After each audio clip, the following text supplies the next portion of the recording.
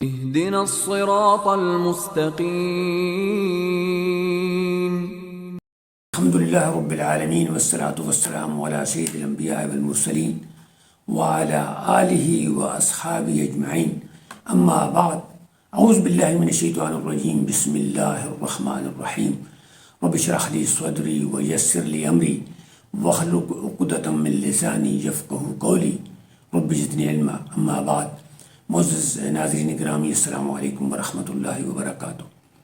سورۃ ہود ہم پڑھ رہے ہیں. پچھلا واقعہ قوم لوط کا تھا اور اگلا واقعہ قوم شعیب کا ہے. یہ سارے واقعات انسانی زندگی کا حصہ تھے، انسانی زندگی کا حصہ ہیں اور انسانی زندگی کا حصہ رہیں گے. اور ان واقعات میں جو سبق ہے وہ یہی ہے کہ ہم ان واقعات سے سبق سیکھیں اور اپنی زندگیوں کو اللہ کے احکام کے مطابق اس دنیا میں بھی کامیابی کے لیے اور آخرت میں بھی کامیابی کے لیے احکام کے مطابق زندگی بسر کریں. ان احکام کو بار بار ذکر کیا گیا ہے. مثلا شعیب کا واقعہ اور سورتوں میں بھی آیا ہے، حضرت لوط کا واقعہ بھی آیا ہے، حضرت صالح کا بھی آیا ہے. مقصد اس تکرار کا یہ ہے کہ اہمیت بتانا ہے، اس کی ضرورت بتانا ہے، اس کی یاد دہانی کرنی ہے اور ہمیں تنبیہ کرنی ہے اور ہمیں جگانا ہے کہ ہم اپنے معاملات کو اللہ کے احکام کے مطابق چلا کر کامیابی حاصل کریں. آیت نمبر 84 ہے، 84 ہے. سماعت فرمائے آیت مبارکہ اور پھر انشاءاللہ میں ترجمہ پیش کروں گا. آیت مبارکہ ہے: وَإِلَىٰ مَدْيَنَ أَخَاهُمْ شُعَيْبًا قَالَ يَا قَوْمِ اعْبُدُوا اللَّهَ مَا لَكُم مِّنْ إِلَٰهٍ غَيْرُهُ وَلَا تَنقُصُوا الْمِيكَالَ وَالْمِيزَانَ إِنِّي أَرَاكُمْ بِخَيْرٍ وَإِنِّي أَخَافُ عَلَيْكُمْ عَذَابَ يَوْمٍ مُحِيطٍ. وَإِلَىٰ مَدْيَنَ أَخَاهُمْ شُعَيْبًا، اور ہم نے مدین والوں کی طرف ان کے بھائی شعیب کو بھیجا. یعنی ایک تعلق ہے محبت کا، نبی کا اور اس کی امت کا، نبی کا اور وہاں کے لوگوں کا، اور اس کی بحیثیت انسان ہونے کا، محترم انسان ہونے کا. قال یا قوم، انہوں نے کہا میری قوم، اللہ کی عبادت کرو. تمہیں کیا ہو گیا ہے کہ اللہ کے سوا کوئی معبود نہیں، اور پھر تم یعنی اللہ کے سوا عبادت کرو جبکہ اللہ کے سوا کوئی معبود ہی نہیں، تمہارا معبود نہیں، لیکن تم نے معبود بنائے ہوئی ہیں. وَلَا تَنْقُصُوا، اور نہ کمی کرو پیمائش میں، ناپ تول میں، اور یعنی پیمائش میں، مکیال میں اور میزان میں، ناپ تول میں. میں تمہیں اچھی حالت میں دیکھتا ہوں، بخیر، یعنی تم مالی طور پر، معاشی طور پر، سماجی طور پر بہتر ہو، اس کے باوجود بھی یہ جرم کر رہے ہو. اور میں ڈرتا ہوں تم پر کہ ایک بہت بڑا گھیرنے والا، محیط جس نے گھیرا ہوا ہوگا تمہیں، یعنی ایک دائرے کے اندر تم عذاب میں آ جاؤ گے جہاں سے نکلنے کا راستہ نہیں ہوگا. اگلی آیت مبارکہ ہے، اسی سے پھر میں انشاءاللہ اس کی تشریح بیان کروں گا. وَيَا قَوْمِ أُوفُوا الْمِيكَالَ وَالْمِيزَانَ بِالْقِسْطِ، یعنی تم پورا تولو، پورا ناپو، انصاف کے ساتھ، حق کے ساتھ، قسط. وَلَا تَبْخَسُوا النَّاسَ أَشْيَاءَهُمْ، اور چیزوں کو کم نہ کرو، نقص والا نہ کرو. وَلَا تَعْثَوْا فِي الْأَرْضِ مُفْسِدِينَ، اور تم زمین پر فساد کرنے والے نہ بنو. اگلی آیت مبارکہ ہے، بقیت اللہ خیر لکم ان کنتم مؤمنین، یعنی جو تمہارے پاس بچ جائے گا منافع میں، وہی تمہارے لیے بھلائی ہے، اسی میں تمہارے لیے برکت ہے، اسی میں تمہارے لیے سلامتی ہے، اگر تم ایمان رکھنے والے ہو. اگر اللہ پہ ایمان نہیں رکھتے ہو تو پھر شیطان کے بندے ہو تو پھر جو مرضی کرو. وما انا علیکم بحفیظ، اور میں تم پر کوئی نگران نہیں ہوں کہ میں تمہیں ہر بندے کو روکوں، ہر بندے کو سزا دوں، ہر بندے کے حکم اس طرح کرو. اب یہ جو آیات 3 مبارکہ ہیں،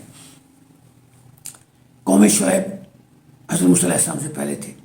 یہ حضرت وہی شعیب ہے جن میں کے پاس حضرت موسیٰ علیہ السلام گئے تھے. آپ فلسطین کے علاقے میں رہتے تھے جو بڑا خوشحال علاقہ تھا. حضرت موسیٰ آئے تھے مصر سے. آپ کے علاقے کے جو لوگ تھے ان کو دولت کا بڑا لالچ تھا، یعنی جو سرمایہ دارانہ نظام ہے نا، اس کی وہ اعلیٰ مثال تھی.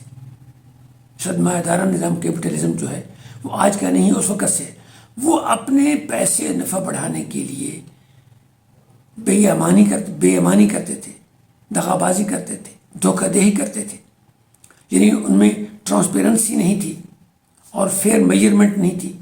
وہ جب تولنا ہوتا تو ناقص پیمانہ استعمال کرتے، جب لینا ہوتا تو بڑا پیمانہ استعمال کرتے۔ وزن کرتے وقت بھی انہوں نے یعنی جو وزن کے دو پلڑے تھے، جس پلڑے میں سامان ڈالا جاتا اس کو ذرا زیادہ بھاری کر دیتے تاکہ سامان کم پڑے۔ اسی طرح جو پیمائش کے آلے تھے ان میں بھی بےایمانی کرتے تھے، اور یہ عام طور پہ کیا جاتا ہے جہاں مینول کام کیے جاتے ہیں، یہ مینول جو سائز بنائے جاتے ہیں، اس لیے تمام مارکوں میں ویٹ اینڈ میجرمنٹ اور لیبر ڈپارٹمنٹ ہوتا ہے تاکہ وہ میک شور کرے کہ چیزیں صحیح کی جا رہی ہیں، تجارت صحیح کی جا رہی ہے۔ لیکن یہ تجارت صحیح کرنے کے جو احکام ہیں اللہ تعالیٰ نے اپنے انبیاء کے ذریعے معاشرے کی بھلائی کے لیے آج سے کئی سو سال، ہزاروں سال پہلے دے دیے ہیں۔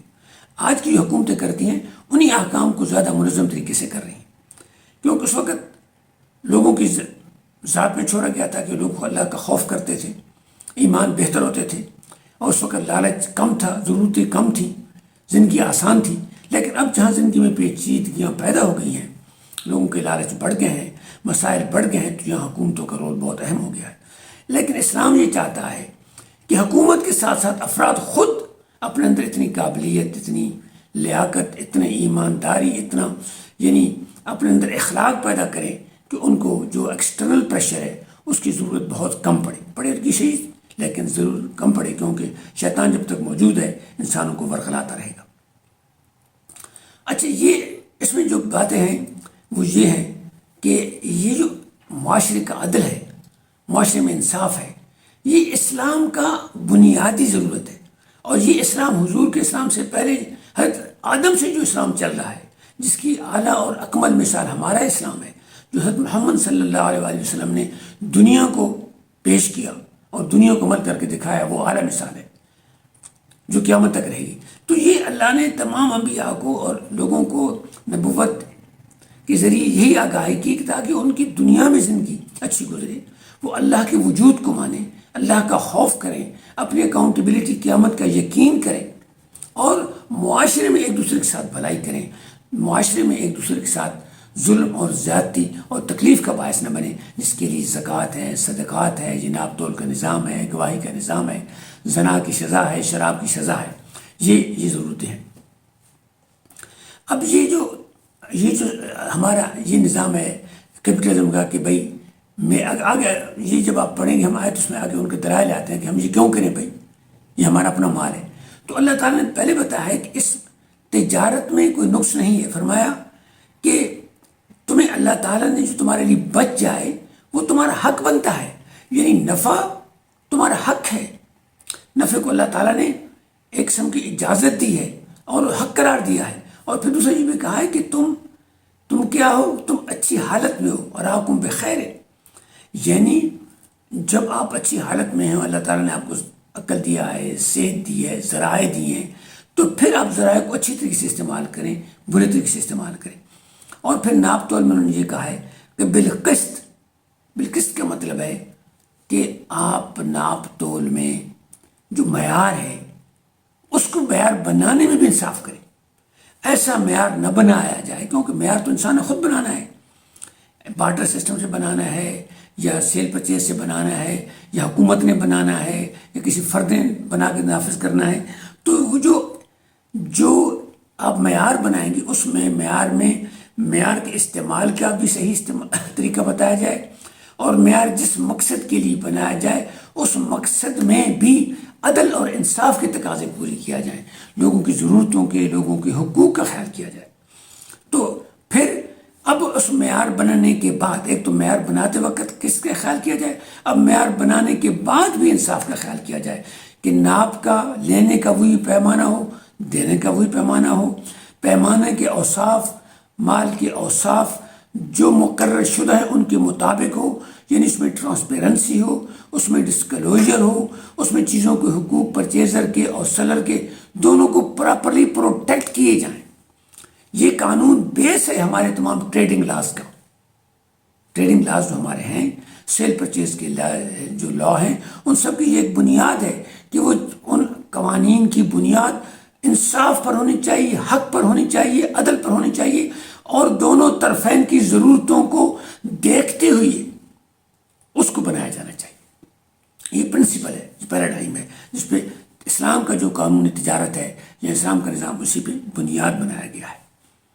اور مومن کی خصوصیات میں اور یہی کہا گیا ہے کہ تم اگر مومن ہو تو تم اس پہ عمل کرو گے، یعنی ان میں تو والنٹیری تھی، لیکن اسلام نے تو انفورسمنٹ کو قانون بنا دیا ہے کہ جو حکومت ہے اس کا کام ہے، اور یہ کام شروع ہوا ہے موسیٰ علیہ السلام سے۔ ابھی یعنی آگے ہم پڑھیں گے موسیٰ کا واقعہ آئے گا، تو اللہ تعالیٰ نے جب موسیٰ علیہ السلام کو وعدہ کیا کہ میں آپ کو کتاب دے رہا ہوں تاکہ تمام لوگ اس کتاب کے مطابق زندگی بسر کریں، یعنی وہ ایک ڈاکومنٹ آ جائے گا اور وہ ایک قانون اور آئین بن جائے گا اس کے مطابق۔ پھر اللہ تعالیٰ نے اجازت دی کہ بھئی آپ حق کا دفاع کریں، آپ اپنی ذات کا دفاع کریں، آپ اپنے معاشرے کا دفاع کریں۔ اس سے پہلے جو لوگ ظالم تھے ان کے خلاف تلوار نہیں اٹھائی جاتی تھی، ان کو زبان سے کہا جاتا۔ حضرت شعیب کا یہی معاملہ تھا، قوم لوط کا یہی معاملہ تھا، قوم صالح کا یہی معاملہ تھا، قوم ہود کا یہی معاملہ تھا۔ تو تمام میں یہی کہا گیا۔ حضرت نوح کا معاملہ تھا، اس وقت مسلمان تو انہوں نے تلوار نہیں اٹھائی، اللہ سے دعا کی اور اللہ نے اس قوم پر غضب ڈال دیا اور مسلمانوں کو بچا دیا۔ لیکن تورات کے آنے کے بعد یہودیوں کے دل میں، پھر عیسائیوں میں، اور پھر مسلمانوں میں، اور قرآن مجید میں پھر آپ کو دفاع کا حق ملا، اور وہ جو قتال تھا اس کی اجازت دی گئی تاکہ اللہ نے جو قوانین دیے ہیں ان قوانین کو معاشرے میں نافذ کیا جائے، اور اگر تاکہ لوگ ان کو نافذ کرنے میں رکاوٹ نہ بنے۔ اگر کوئی خود نہیں کرنا چاہتا تو وہ خود ذمہ دار ہے، لیکن کوئی دوسری حکومت یا افراد لوگوں کو مجبور نہ کریں کہ اس کے خلاف وہ زندگی بسر کریں، نہیں، ان کو حق دیا جائے کہ اگر وہ زندگی اس کے مطابق بسر نہ کرنا چاہتے ہیں تو کریں، اور اگر بسر نہیں کرنا چاہتے ہیں تو پھر وہ دوسروں کو مجبور نہ کریں، خود کریں، دوسروں کو مجبور نہ کریں۔ اس لیے اسلام میں غیر مسلموں کو حق ہے رہنے کا، وہ اپنی شریعت کے مطابق رہ سکتے ہیں، ان کی عمل کی ذمہ داری اسلام کی ہے، لیکن اسلام کو عمل کی ذمہ داری اس لیے دی گئی ہے کہ وہ دوسرے مسلمانوں کو مجبور نہ کریں کہ وہ اسلام سے دور ہو جائیں۔ تو جو دفاع ہے وہ دو، ایک تو ہے اسلام کو بچانے کے لیے، اپنے معاشرے کو بچانے کے لیے، اور دوسروں کے حملہ واروں کو ڈیٹیرنٹ دینے کے لیے، جس طرح کہ حضور اکرم صلی اللہ علیہ وسلم غزوہ تبوک پہ ڈیٹیرنٹ کے لیے چلے گئے اور وہاں بیٹھے رہے، انتظار کرتے رہے 2-3 ہفتے، جب وہ نہیں ہے تو واپس آ گئے۔ آپ نے اٹیک نہیں کیا کہ ہمارے پاس 30,000 مجاہدین ہیں تو ہم حملہ کر دیں اور قریب کے علاقے کو فتح کر دیں اور ان کو قتال کریں، نہ، یہ نہیں کیا۔ آپ نے کہا کہ وہ حملہ کرنے والے ہیں تو ہم اپنا دفاع کریں گے، اور ہم اپنے ایمان کی، ہم اپنے اسلام کی، ہم اپنے معاشرے کی حفاظت کریں گے۔ اور جب بھی مسلمانوں نے ایسا کیا تو انہوں نے قتل سے پہلے، جہاد سے پہلے ان لوگوں کو اطلاع دی، اگر تم امن چاہتے ہو تو اب بھی ہم امن کر سکتے ہیں، نہیں چاہتے ہو تو پھر جنگ۔ ایک حدیث میں آیا ہے کہ جب مسلمان امیر معاویہ کے زمانے میں جا رہے تھے جنگ کرنے کے لیے، تو حضرت، مجھے ان صحابی کا نام نہیں کون تھے، انہوں نے کہا، حضرت غفاری تھے، یہ کون تھے، کہ حضور نے کہا ہے کہ بھائی لوگوں کو پہلے کہو کہ بھائی تم ہمارے ساتھ جنگ ختم کر دو، امن کر لو، اگر امن نہیں کرتے تو ہم جنگ کریں گے۔ جب حضرت ابو غفاری کو بھیجا گیا ایران میں حضرت عمر کے زمانے میں، تو بھی آپ نے ایسا کیا، جب انہوں نے نہیں مانا تو جنگ شروع کر دی۔ تو اسلام جو مذہب ہے وہ انسانی دفاع، انسانی حفاظت، انسانی امن، انسانی سکون، انسانی ترقی کا ہے۔ اور جنرلی یہ ہوتا ہے کہ جو بڑی طاقت ہوتی ہے وہ پری ایمپٹیو طور پر دوسری ابھرنے والی طاقت کو روکتی ہے، انسانی حسد کی بنا پر، انسانی تکبر کی بنا پر، انسانی خود غرضی کی بنا پر۔ جس طرح ہم دیکھتے ہیں کہ جب دو پاور تھیں، کیپٹلزم اور کمیونزم، رشین اور امریکن، تو ایک دوسرے کے خلاف ہوتے تھے۔ پھر جب اس سے ایک ورلڈ آرڈر آیا تو امریکہ نے پری ایمپٹیو طور پر عراق کو بھی تباہ کر دیا اور افغانستان پہ بھی حملہ کر دیا۔ اگرچہ غلطی تھی اس میں کوئی شک نہیں، اور وہ چاہتے بھی تھے کہ اسامہ کو دے دیں، لیکن باہر ان کی طاقت تھی۔ جب یہ ریسنٹلی آیا ہے کہ انہوں نے جان کے کیا تھا، اور اسی طرح شام میں بھی فساد ہو گئے، اور اسی طرح اور ملک میں بھی ہو رہے ہیں۔ تو اسی طرح پہلے ویتنام میں بھی ہوئی تھے، شمالی یمن اور جنوبی یمن جب صدر ناصر تھا اس زمانے بھی تھے۔ تو یہ اس وقت جو بڑی طاقت ہوتی ہے وہ اپنے طور پر ایمپٹیو کرتی ہے، اسے ایک قسم کا خوف ہو جاتا ہے کہ ہائے میرے مقابلے کو مارا ہے۔ یہ انسانی شیطان کا تکبر کی وجہ ہے، خود غرضی کی وجہ ہے۔ تو اس وجہ سے اسلام نے کہا ہے کہ اپنا آپ اتنی ڈیٹیرنٹ کرو، وَأَعِدُّوا لَهُم مَا اسْتَطَعْتُمْ، اتنی طاقت کرو کہ دوسرے سے خوف کھائیں۔ تو حاضرین گرامی، آج کے دستخوشی پہ اختتام پذیر کرتے ہیں۔ یہ جو احکام ہیں، یہ جو میسیج ہے، یہ تمام دنیا کے انسانوں کے لیے، اور جو بھی قومیں آج ناپ تول میں ایمانداری کرتے ہیں ان کی تجارت اچھی ہوتی ہے، ان کے رزق میں توسیع آتی ہے، حضور نے فرمایا کہ اگر ناپ تول میں کمی کیا جائے گی تو رزق میں کمی آ جائے گی، اور صحیح کیا جائے گا تو رزق میں اللہ تعالیٰ فراخی دیں گے، اسباب کو کھول دیں گے۔ اور جو قومیں اس میں بےایمانی کر رہی ہیں، آج ان کی ایکسپورٹ نہیں ہوتی ہے، ان کی تجارت کمزور ہوتی ہے، معاشرے میں لالچ پھیل جاتا ہے، فساد پھیل جاتا ہے، نقصان ہوتا ہے۔ اللہ تعالیٰ آپ کو اور مجھے اسلام پر چلنے کی توفیق عطا فرمائے، ہمارے گناہوں کو معاف فرمائے، اسلام کا پیغام محبت کے ساتھ سب تک پہنچانے کی توفیق عطا فرمائے، اور ہماری غلطیوں کو معاف فرمائے۔ ربنا تقبل منا انک انت السمیع العلیم۔ انشاءاللہ اگلے ہفتے دوبارہ آپ سے ملاقات ہوگی۔ جزاکم اللہ خیر، والسلام علیکم ورحمۃ اللہ وبرکاتہ۔